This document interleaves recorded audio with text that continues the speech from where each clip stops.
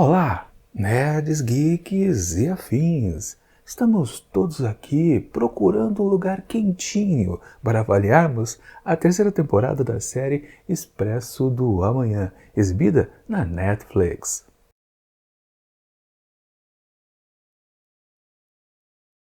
Pois bem, pessoal, acho que a primeira coisa que eu posso dizer aqui a respeito dessa temporada é o que eu fazia de comentário para as duas primeiras aqui dessa série. Sim, é um produto, um show que precisa o tempo todo manter a sua base, que é aquela coisa da luta de classes. Pelo menos eu achava que isso era o mais importante, mas a gente pode considerar que nessa terceira temporada eles meio que tentaram ficar um pouquinho longe disso, tentar um outro objetivo. E claramente era aquela proposta de encontrar um lugar aquecido no planeta, ou começando a se aquecer, né? Naquelas pesquisas que Melanie havia feito ali na segunda metade da segunda temporada. Pois bem, né? Então a série já se principia desde o seu primeiro episódio em uma dessas pesquisas, né? Ou do complemento das suas pesquisas, né? Ou seja, a Melanie deixou várias diretrizes que todo o pessoal continuou ainda investigando. Era uma ideia dela, uma ideia fixa. Não, a Terra está se aquecendo. Todo mundo comprou a ideia e foi atrás. E basicamente, então, na estreia dessa temporada, tivemos uma certa confirmação que, caramba, aqueles dados que ela tinha inicialmente, com os outros adicionados, temos uma possibilidade realmente de alguns pontos no planeta estarem começando a se aquecer. E eles descobriram lá na região ali da África, né, ali pelo Chifre, né, que ali, como é que é? Acho que é Etiópia, se eu não me engano, né? Enfim, um lugar bastante específico. Ok, então a ideia da temporada é alcançar, como eles chamam, um novo Éden. E por aí acaba se destacando um pouco, ou se descartando, melhor dizendo, a necessidade daquela tomada de poder. Claro, no começo da temporada o Will Forge ainda está vigente. E como o Layton está em outra composição, separado dele, está lá na Big Alice, não tem problema, né? Ele até quer alcançá-lo, meio que para derrubar completamente qualquer possibilidade de perder justamente todo o seu poderio. Mas, de qualquer forma, aquelas coisas de opressão meio que ficaram diminuídas aqui nessa temporada. Embora, claro, de uma certa maneira enfatizadas, onde teve aquele pessoal que foi humilhado, né, sendo sujos, né, com restos de alguma coisa. Foi lá, acho que no primeiro episódio, segundo episódio, coisa assim, né? Tinha até lá o Pike, né, nessa situação, que ele precisou humilhar uma das pessoas que ele estava valorizando, né? Enfim, tinha um pouquinho então ainda dessa coisa de ter um poder absoluto, totalitário, oprimindo as pessoas. Mas no fundo, a série não quis mais tratar disso na terceira temporada.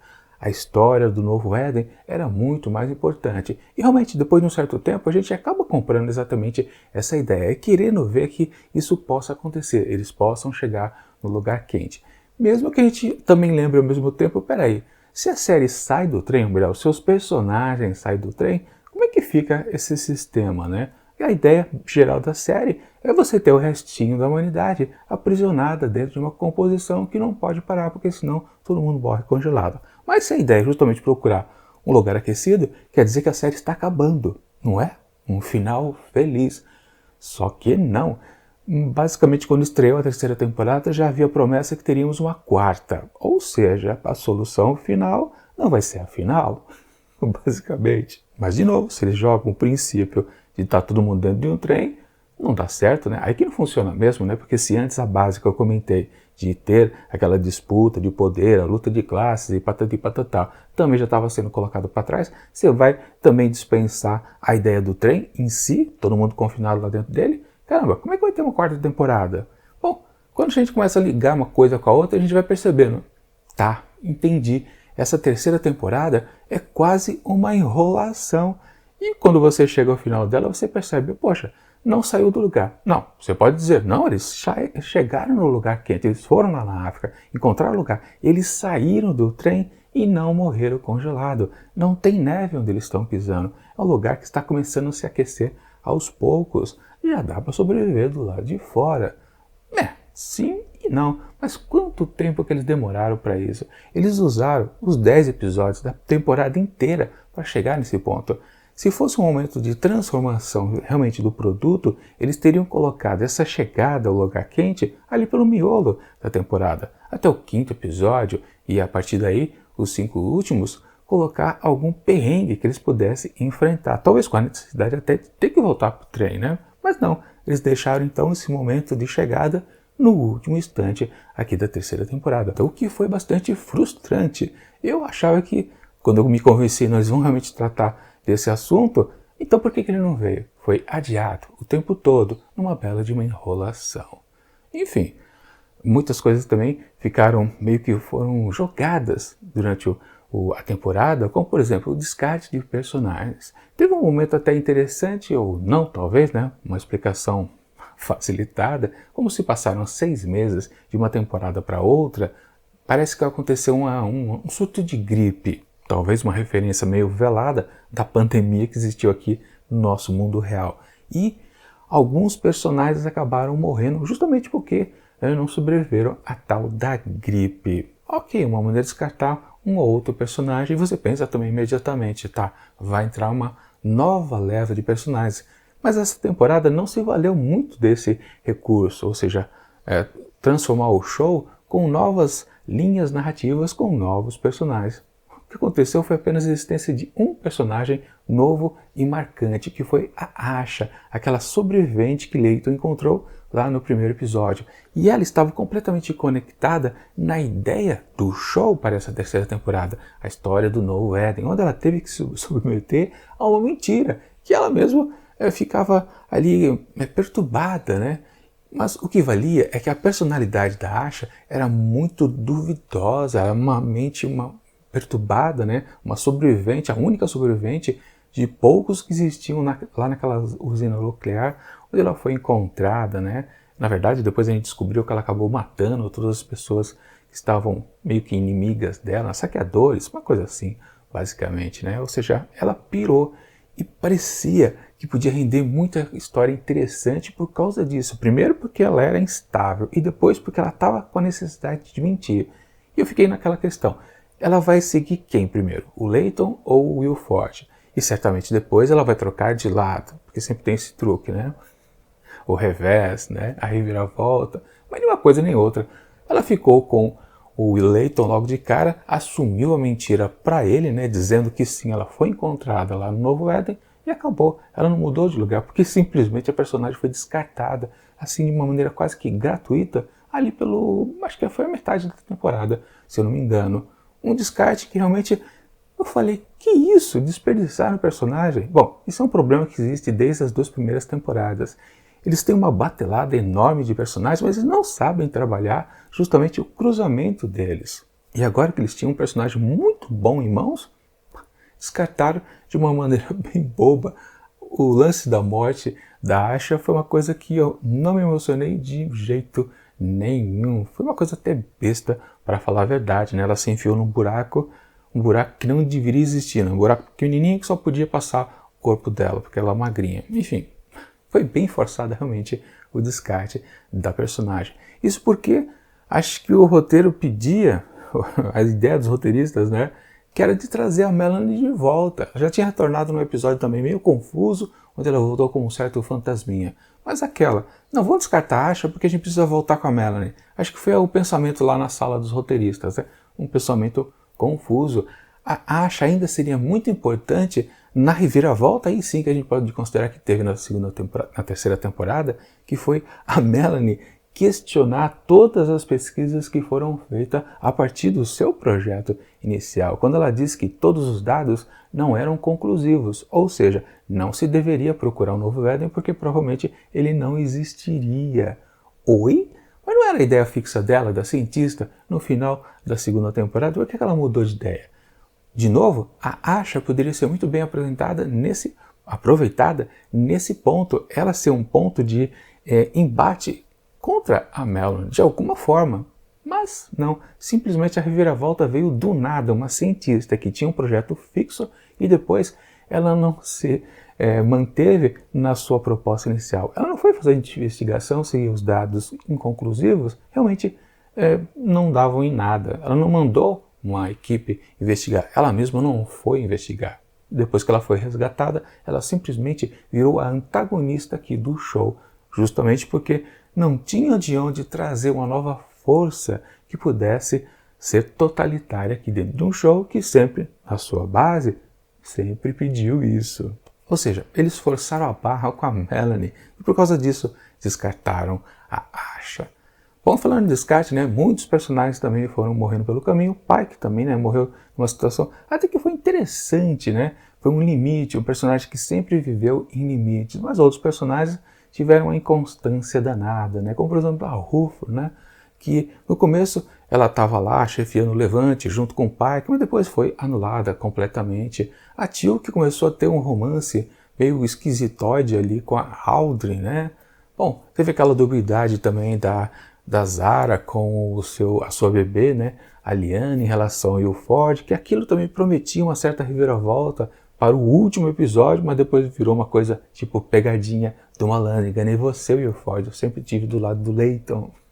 Foi uma coisa boba também. No fundo, todos os episódios aqui dessa terceira temporada foram uma bela de uma enrolação, porque o objetivo principal era o quê? Apenas chegar no lugar quente e seguro, descer do trem e falar, oba, que bacana. E por outro lado, né, na cena com Melanie, né, acaba descobrindo, porque teve aquela cisão, né, o trem foi dividido em dois, Melanie continuou na sua jornada maluca de não considerar o seu projeto e seguiu em frente, enquanto que Leighton foi procurar o tal do Novo Éden. Enfim, o que vale, né? Melanie, depois, passados 3 meses, ela encontra uma situação completamente bizarra, que foi um gancho bem fraquinho para a próxima temporada, aqueles mísseis lançados no ar, e que se sabe lá o que são, o que daquilo vai acontecer, né? Uma guerra nuclear, um inverno nuclear, será que é isso? Agora que a Terra está esquentando, vai ter outro perrengue para esfriar ela de novo? Eu acho que é isso, né? Provavelmente é. E tem a questão também do Will Ford, que foi descartado lá naquele mesmo trenzinho que Melanie sobreviveu durante muitos meses. Ele vai voltar para o show? Não sei. Na verdade, eu gostaria que aparecesse um novo líder. Alguém que não fosse nem com as características do próprio Ford, ou do Leighton, ou da Melanie. Uma quarta pessoa, uma liderança completamente diferenciada, que pudesse, sim, ainda se valer daquela questão da luta de classe. Podia até ser um novo líder de fundistas, algo que seria até interessante, né? Porque tudo sempre está centrado no Leighton, né? Podia ter algo diferente. E aquela aposta na própria Ruth, né? Por que não apostaram nela? Ela era uma personagem que podia ser uma líder. Aqui no começo da temporada tinha essa possibilidade, né? O Pike tentou fazer com que ela fosse por esse caminho. Ele acabou morrendo justamente por causa disso, né? Porque ele perdeu a esperança em quase tudo, principalmente nela, que ele tinha lá a sua apaixonite também por ela. Enfim, será que os roteiristas eles mudaram de ideia no meio do caminho? Será que a ideia deles era até terminar realmente a série aqui na terceira temporada, depois que eles ganharam um aval de uma quarta, quem sabe uma quinta temporada, e eles mudaram as coisas no meio do caminho? Porque parece muito isso. É uma mudança muito repentina das atitudes, um descarte daquela personagem importante que era Asha, a maneira maluca como Melanie tratou o seu próprio projeto depois que retornou. Não tem lá muito sentido, né? A Ruth, que foi também meio que esvaziada depois que ela foi engrandecida. Não dá para entender realmente. Bom, e o único saldo positivo de toda a terceira temporada é que realmente, pelo menos um personagem descartado é que eu curti, que foi a maluca, adolescente, psicopata, birrenta, que foi a LJ, né? Sim, aquela personagem que até dava um certo estofo de maluquice para a série durante a primeira temporada, depois na segunda ela ficou completamente descartável, não sei porque ela não foi dispensada já lá na metade da primeira temporada, quando a trama dela já foi resolvida, né? Porque ali oferecia para a série aquela história paralela, né? Daquela história da investigação. Foi por isso que Leighton saiu do fundão, investigar aquele serial killer. Quem era o assassino em série? Justamente a Moçoila. Depois que isso foi resolvido, ela perdeu o sentido na série, mas mantiveram ela no restante da primeira temporada e completamente na segunda. Enfim, nessa temporada que ela não fez nada, mas nada mesmo, acabou morrendo de uma maneira até bem tosquinha, mas também bizarra, até coerente com o seu personagem. Eu fiquei feliz, acho que a única alegria que eu tive nessa terceira temporada foi ver LJ morrer de uma maneira besta, mas interessante ao mesmo tempo. Enfim, o restante, ó, não tem lá muito interesse, né? Aí também teve aquela coisa do o novo monstrinho, né? Que eu fiquei apostando, quem podia ser? Será que era o grandão que voltou a ser um ser vivente, né? Através da cientista maluca? Não, no final das contas, era aquele engenheiro, né? O russo, né? Que eu não lembro o nome dele. Ele voltou. Aliás, a série adora retornar com personagens que aparentemente estavam mortos, mas não era. Também eram pegadinhas. Eles adoram fazer isso, por isso que o Will Forge pode voltar também na 4ª temporada. Aqui a gente não pode considerar que ele morreu. Enfim, uma temporada cheia de altos e baixos, mas tendendo ao precipício mesmo, para falar a verdade, porque ela é completamente pura enrolação o tempo todo. Ela não tem foco, ela não desenvolve seus personagens. Basta reparar, prestar atenção em cada um dos personagens que ainda existem aqui na série. Eles não evoluem, eles têm uma coisinha num episódio específico, mas não tem um grande arco evolutivo. Tudo sempre arrastado e completamente fora de foco aqui na 3ª temporada. Por isso, eu considero a temporada muito pior do que já foi a fraca da 2ª. Quer dizer, a série nunca foi uma coisa exemplar, mas ela está caminhando cada vez mais para um buraco enorme. O que vai ser essa 4ª temporada? Claro, eles não vão ter, acho que a capacidade de fazer uma coisa super sensacional que você fale, caramba, agora a série está funcionando. Acredito que isso nunca vai acontecer, até que ela tenha uma 5ª temporada, mas enfim, não sei. Aliás, nesse momento aqui que a gente está terminando de assistir a série, né, ela já estava sendo gravada na sua 4ª temporada, mas a promessa talvez de exibição realmente só lá no comecinho de 2023, ou seja, tem bastante tempo ainda até chegar a próxima temporada. Mas, por enquanto, nessa aqui, a 3ª, está na hora de dar uma certa avaliação depois que eu já falei mal o tempo todo. E é óbvio, né, que eu tenho que dar uma nota um pouquinho mais inferior do que eu já dei da do ano passado, que foi 2 asteriscos. Para essa aqui, a 3ª temporada de Expresso do Amanhã, eu atribuo apenas, não tem jeito, né, 1,5 asteriscos. Caminhando realmente para o 0 absoluto. É isso.